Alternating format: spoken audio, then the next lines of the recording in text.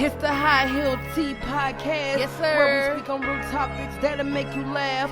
Looking good, smelling good, that's a boss chick. Yeah. 6-inch heel, show you how to walk slick. Hey. High Heel Tea with Crystal Lee and Reed Podcast. Hey. High Heel Tea with Crystal Lee and Reed Podcast. Hey. High Heel Tea with Crystal Lee and Reed Podcast. Hey. And it's the podcast. And it's the High Heel. Hey, welcome back to the High Heels and Tea Podcast. I'm Crystal Lee. This is Rihanna. And y'all, today we are joined by Anthony Taylor. Hey, what's up? Thank you for joining us. Of course, man. I'm excited to be here. Yeah. We met Anthony On the Boat to Host tour. on the Boat to Host tour.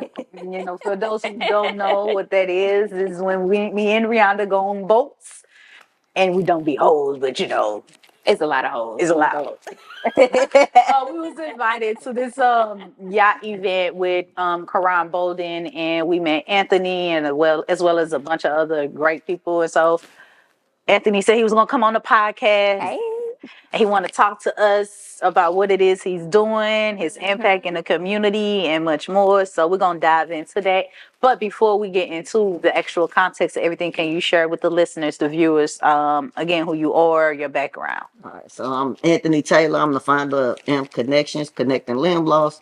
Ended up losing my left leg to gun violence in the city of St. Louis and decided to take tragedy and turn it into hope, into purpose to be able to show that you can live your life with no limitations. That's awesome. How old were you? I was 37 years old. Okay. How you feel talking to that? Are you okay talking to it? Oh, yeah. Okay.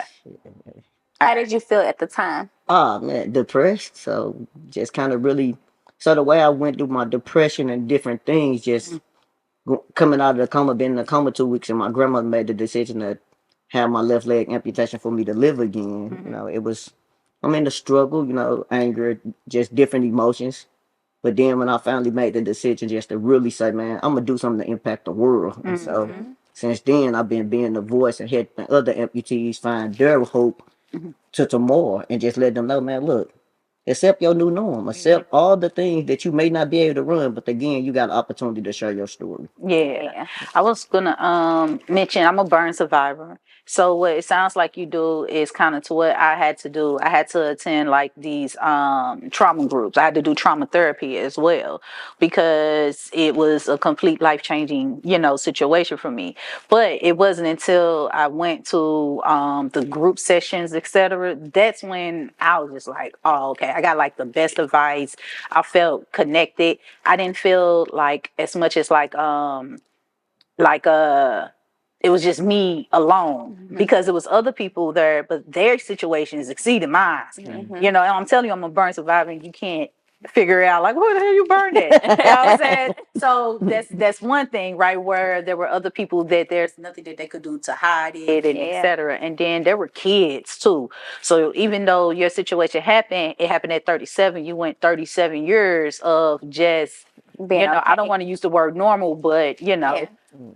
So not having to face that. Yeah. And where there are kids that, you know what I'm saying, have to find that new normal at such a young age. And so that's dope. I like that. I want to hear more about this That is dope. this mission you own. Oh, man. Let's talk more to it. How does it feel like when you connect with different people, and what are some of the miracle stories you can share with us about it? So just recently when we was out doing the Thanksgiving food drive, I just seen an amputee in a wheelchair, and he was just kind of depressed. Yeah. And so what I did, I just shared my website with him and told him, like, man, look, all the stuff you want to do, like getting back to work, let me help you get this confident when you receive this prosthetic.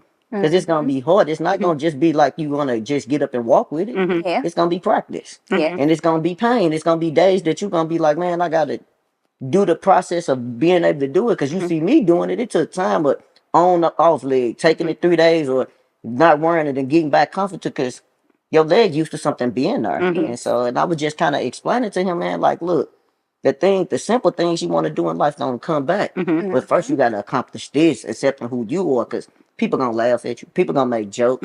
People used to ask me, did a shark eat my leg? I'm like, I live in Missouri. The sharks around here. In Missouri, they actually did a shark I eat your leg. I don't want to hijack it, but that reminded me too, right? So when I got burned, that was one of the discussions that the doctors were saying. Like, they were like, okay, do we cut your foot off. Oh, wait, I got burned on my feet. It was like, do we cut the foot off because I was burned that bad, severe 3rd degree?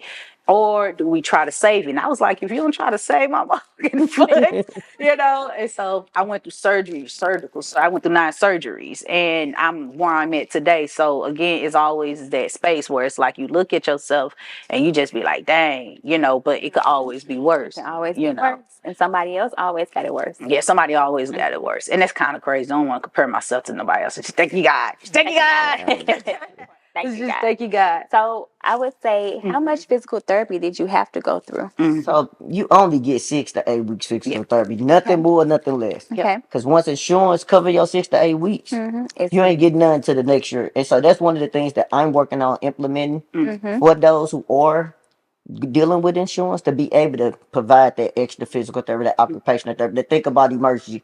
So whenever I'm in a building or a space, I'm always looking for an exit because I can't run. So if a fire break out, I'm making sure I know different exits. So when everybody breaking word, I can't panic, because if I panic, I lose my life from smoke inhalation. So you got to stay focused. But when you do when you do your 6 to 8 week physical therapy, there are things that really resonate with you, right? And you continue to do it and carry on. Practice before getting there, because physical therapy does not happen until you ready. And so you gotta be ready. The thing with getting a prosthetic, that the misconception is that the prosthesis is gonna work with you. So basically, when they make a leg, they send you out on your own.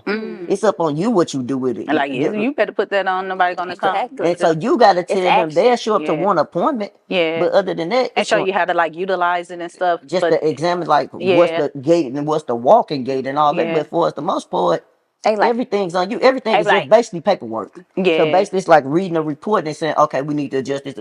You got to be that advocate for you to be able to get where you want to be.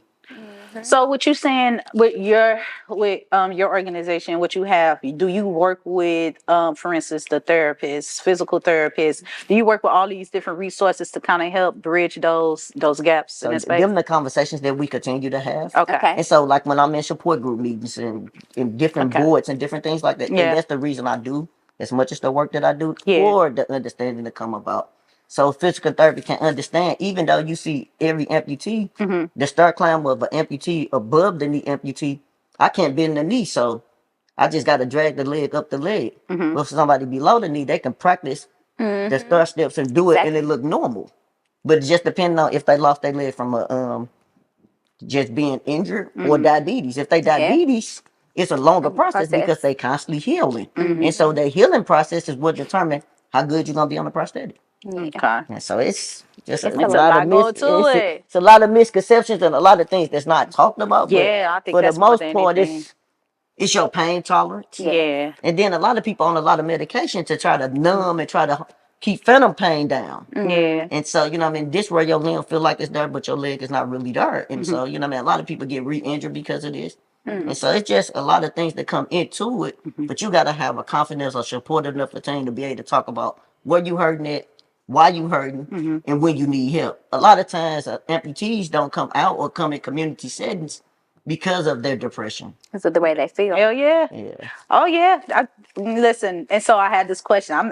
I got so many stories because I relate to what you're doing, right? It's not. I don't want you to think I'm trying to make it praise God. Yes, no problem. I can relate tremendously to that space. I know what it's like to go through that. So what I want to ask you is, at what point, when you realized this was your new norm, did you find the confidence to say, this is what it is. I'm about to step out to the world. I'm going to face the world, social media, events. I'm going to put together this organization. I want to connect with other people. At what point did that happen? Or what's the background? How long did it take? So just having like a strong support. So I had a girl that stuck by me when I got shot. So that was huge. She knew who I was. And so she was like, you're going to have amp swag. We're going to do this. And she got me back to traveling and stuff. And so then, Premier Prosthetics behind me strong. And so then I'm just like, man, at first, one of her friends' sister was an amputee. She didn't have no arm. So first I'm like, man, I can create stuff and do things. And she was a school teacher. She was born this way. Right. And so at first I was trying to push everything on her. But then God was like, she was not responding. She would. And so I'm just like, man, I just got to go with it. It's for you. And so I ended up writing a book, 5 Ways to Healing from an Amputation, going through my own depression and sharing some of the things that I started to heal from. And that's when I really started to really step out on faith and just trust everything. And so what really brought it all together for me, because I have kids, family, and everybody was hurting about, and I'm the rock of the family. I did a balloon release where I released the red balloon from the blood I shed the night that I got shot, a black balloon for a black prosthetic I continue to run, a blue balloon for the life I continue to live. And so in order for my family to heal, I had to have real closure. That's right. Oh, I love that. I almost wanted to clap. So, Love But that is it. dope, though. That's And it's the dope. processes of healing. Yes. Oh man, that's awesome. That's awesome. I love that. So as you continue to just impact others with where you at today, what do you find the biggest challenge? Do you find the biggest challenge is getting people the actual help and the awareness, or do you think the biggest challenge is okay, you have the help and the awareness, but the Just mentally mindset getting have them to adjust together. to your new norm? Which space is the biggest for you? I think people think it's just gonna be you gonna get up and walk again, and I think it's Yeah. unreal. It's You know mental. what I mean? So, because a lot of times people look at where you at and they Yeah. don't understand the work that you put in to get there. That's everywhere. And so, Yeah. And everything. and Yeah. so the thing is, I think the biggest challenge is they think that they just gonna have it and it's gonna be, I'm gonna get a leg and I'm gonna walk with it. And that's not the case. They And I want think they become disappointed, and that's why you see a lot of people not wearing prosthetics, Mm. or the prosthesis couldn't even fit the limb. So it's all different reasons for why people won't wear them. But I think a lot of people struggle with the unhealed trauma. And Yeah. so I think the trauma of, Like this happened to me. This or actually if they happened. lost it through, a lot of people lose it to motorcycle accidents. Yeah. So imagine if you made yourself and you was racing a motorcycle and you end up have to lose your arm because of this or whatever that it is, or even suicidal. Right. I mean, when I sit in a support group, I see people with no legs or no arms because they tried to kill themselves and they jumped off a building and they lived. So Oh, just Lord. imagine just Yeah. dealing with that and just beating yourself up, Yeah. or they drink themselves and they become alcoholics and Yeah. different things. So it's other things layered on top of each other that they haven't had closure with. So you think the mindset part is like the biggest? I can see that. Yeah, for sure. Because that's the first hurdle. Yeah, it's a lot. It's a lot. And okay, so to this space, something that I could speak to too. It's like you have to constantly remind yourself, like it's okay. This is normal, right? What does that look like for you? Like, do you find yourself? I don't want to say do you find yourself because we humans, and I really don't like to kind of speak from a space where we so got it together that we don't still have bad days. You know what I'm saying? Where are you right now? Yeah. Your space. This morning. You know what I mean? Yeah. So it's like, it just, you know what I mean? Just, how do you come out of it? As Um, much progress you've made today. just so when I go to sleep at night, I'm on a walker. So when I get up in the morning, I always, what get me in my good space is when I know that I'm able to put my clothes on, put my prosthetic. Because I hate my pants being balled up in the night. I thought that was the ugliest thing. Yeah. And so that was one of my driving forces to really, I like to dress. I like to put clothes on. I like to, no matter how I look, I like my stuff to be just like my other leg. And so just really knowing that, you know what I mean, that would get me up, that would get me going when I put forward that walk up and different things like that. And just doing the simple, basic, simply thing, washing your face, brushing your teeth. Those simple essentials be important to me every morning. Say I'm about to put this shit on. So Yeah, I don't worry about me. Lay my outfit. You still lay your outfit out Hey at night? man, look, it just be like, and then, I can't wait. hey, and then just not really knowing like what it's gonna be like, how to dress, how to, you know what I mean? Because I really believe in just having that swag. Yeah. Amputees have swag. Like I'm not afraid to show my leg or show it off, or be like, oh, bro, I'm on a computerized leg, and just show it. I don't care. So it's like that's just that confidence that I be trying to give other people to see. Yeah, and that's good though that you kind of like step out into the world like that, because people do need to see that. Yes, and that's the way that you really truly can connect, because with your organization you can't still look like you hiding and you in a shield. Exactly. You know what I'm saying? Like, no, let me see your leg. I didn't even know you. I didn't know. Yeah. Like now you're talking. I'm like, oh, you know what I mean? Like, Yeah, we didn't know either. the boat and stuff like Oh that. no, that's how I'm Then you trying go to from put. the front to the back and Hey the back to the man, front. man, look, I be rocking.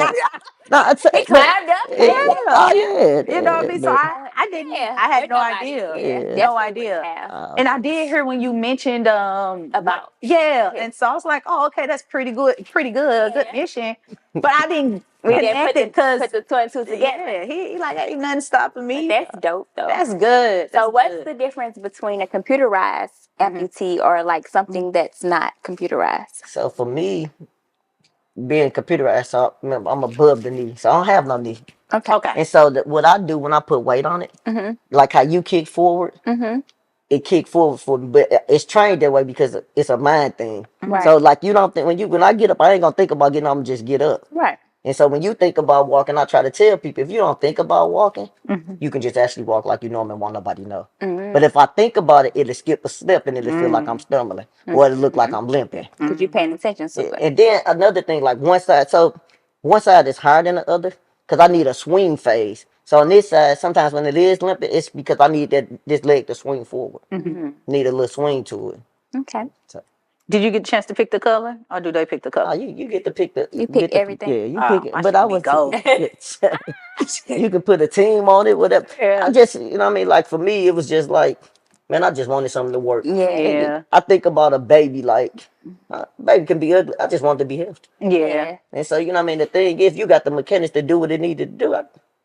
When this Make thing it ain't working, I'm pissed. Yeah. Hey, when it ain't That's doing, the most important. Now part. that's the problem. yeah, when it's not, like if it gets stuck or lock up, oh man, it's when they have its problems, I'm on the phone with them, like, what's up? I need to get in. And so Exactly. it's just, it also having that relationship with them. Because Yeah. when I call, like, I'm finna get, this my second leg, I'm finna get a third leg made on the 17th. That's awesome. So do you get, for mobility purposes, you getting different legs, or is it like an advancement with your performance? It's a socket. So I'm in a socket. See how fat this is? Yeah.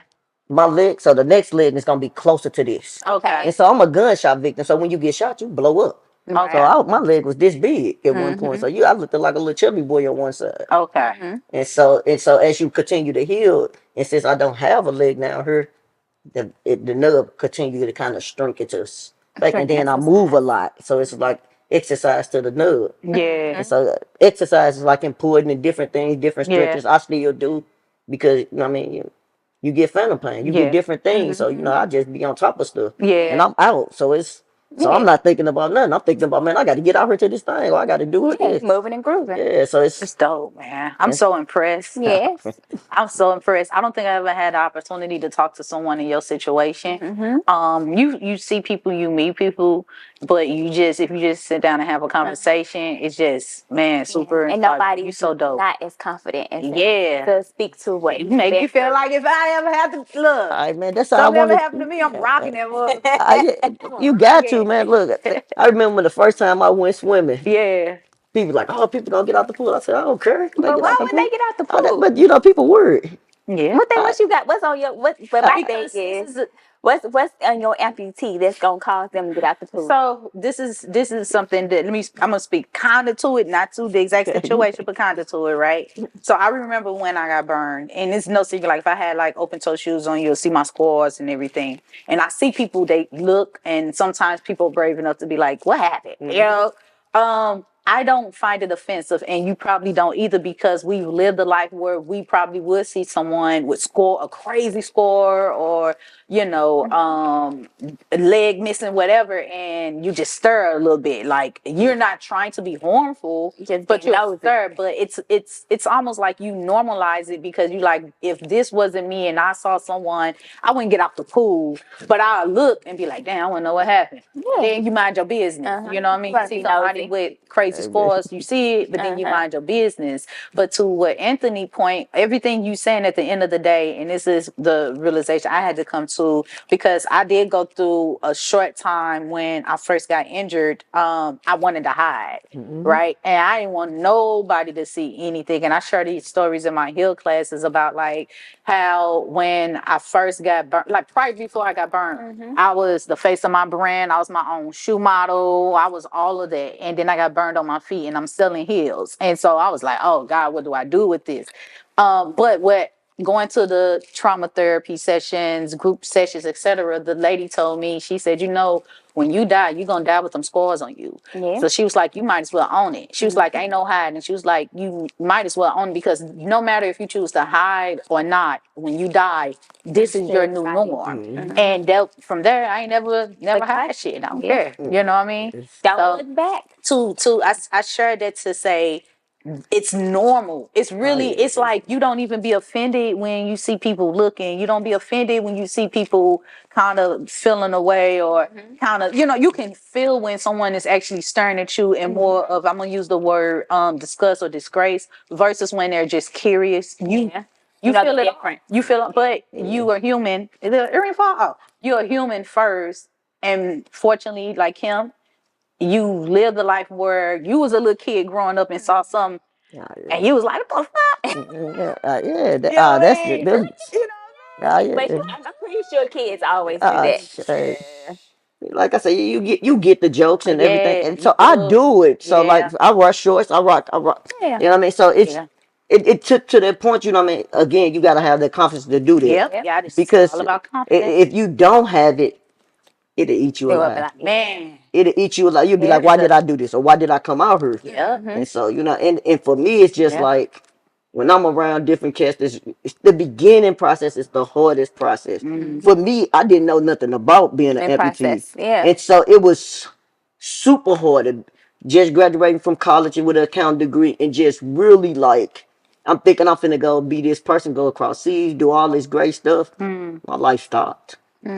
But your life was not repurposed, but your life was actually purpose, and you found your purpose. And now all the things that you said you wanted to do, and you felt like this is me living. No, this is you living. You know what I'm saying? Now you living because you could have been that could have never happened, and you could be an accountant overseas, whatever, and miserable as hell. But look how happy you are, and how you impacting other people, and the confidence that you allure. Like you just really dope, and I You're absolutely giving people spirit to be able to move forward. And you move. hear me? I was like, I come to a group. Hey man, it's I'm talking to people, confidence boosting and things like that. Because that's what matters the most. That's all that matters. I'm telling you. So, what you got coming up next with your organization? so one of the things that we doing we with the St. Louis County Library, the Lewis and Clark family of Limburg. So they doing a holiday with like local vendors, and we just always doing different things to brand. So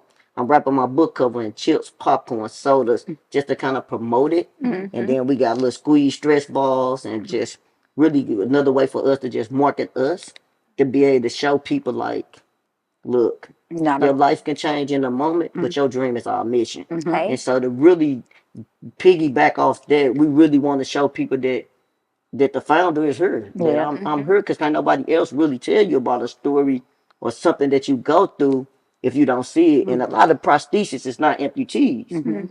And they, you know what I mean? Yes, I've been doing it for 30 years or this or that. But my thing is I really want to impact people. Yes.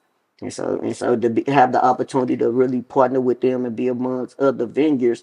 And I'm just a creator myself, so you know what I mean. I just throw it when they gave us the opportunity to market and be a part of the event. I started buying little sexy little bags and little different little things to really, you know what I mean, set myself apart from everybody else because I just think when you come to get something from me, it's gonna be my touch on it. Exactly. As it should. Have you got the chance to like get into those different support groups, like in the hospital and those type of facilities and stuff? Okay.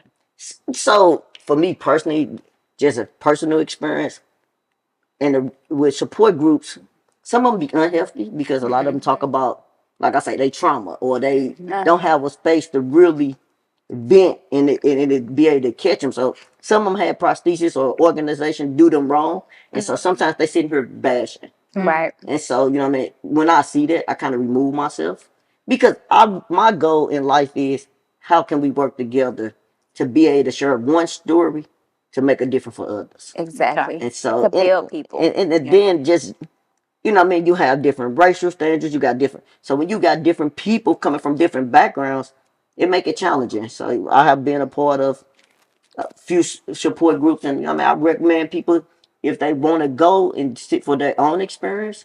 But I try to stay away from that and kind of work within community and collaborate with things that's just healing and spaces where you could continue to grow. And That's so, dope. and that's like this year for me was leadership. And so, a lot of the things I've been doing around this year is leadership. Okay. And next year is gonna be really me, just really going hard and branding and really Get more getting out aligned. the Yeah. Within your organization, seeing that there is a need for that type of support, do you ever think that that would be something you'll look into in the future as far as creating your own support groups that basically helps to uplift people and not bring them down? Yeah. So that in the future, yes. So like I said, just really I work a lot with Premier Prosthetics, hands to hand. We had the support group there, but at the same time, it's just my ideal and vision right now is really getting like I want to really create the sandwiches, no excuses.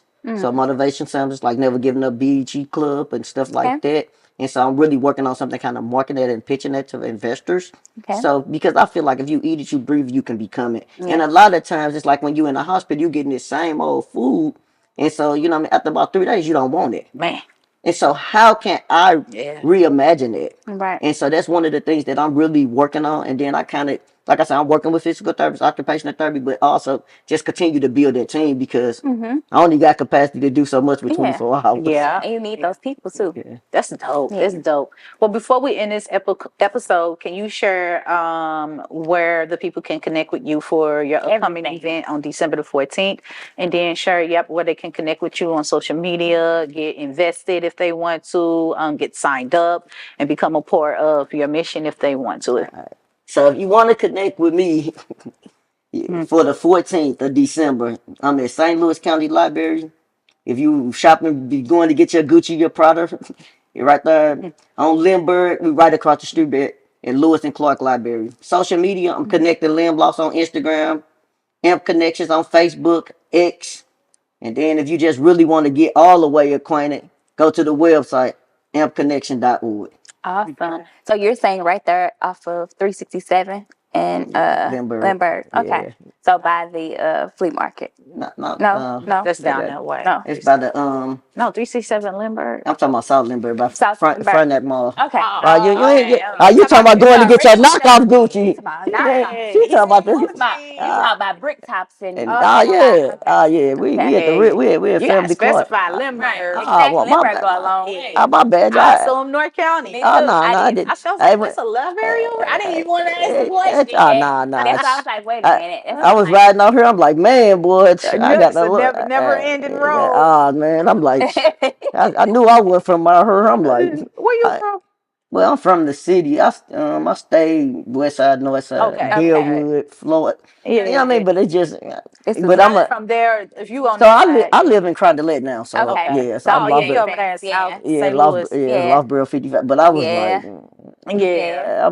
You put it in your GPS like, oh shit. well, I gotta leave early. No, I was already ready because I'm like, man. Yeah. See, that's the thing. Like when I get up in the morning, so it might take you 10 minutes to get cute. Or me, it's you got to dress the leg. Yeah. You know what I mean? I changed the socks out and all that stuff. Find the shoes, so it take a little minute. You gotta dress you and your leg. Yeah. Then I got a 5-year-old, so depending on his morning, if we gonna duke it out or whatever. But That's true. For the most part, Put that music on. Put that Soldier Boy on. I'm about the bed. It's time to turn up. He on roadblocks. Those kids live. Real quick before we end this episode, because you've been so inspiring. It's been real dope talking to you. It's been refreshing for me. It's almost been therapeutic for me. Make her feel good. Yeah, I'm about to go cry in the back. But no, can you share like what is a piece of advice, motivation, inspiration that you can share with someone that's watching this and they're like, damn, I really want to sign up, but I would say, man, motivation, man, like you gotta believe in you, and then once you believe in you, find people that share that belief. And I think that's really important and key to surrounding yourself with just, that. Yeah. And then, man, do what you say you're gonna do. Like, you know what I mean? Just because it's so many people, man. It's hard to find somebody that say they real. So be you. You know what I mean? If you a goofy person, find your character and stick to that. Don't go be Mickey if you ain't Mickey. You know? You're goofy. You know you're a goofy. No. He said you're a goofy. Okay. Well, thank you again. Thank you again for joining us, and thank y'all for listening to the High Thank Thank you. you.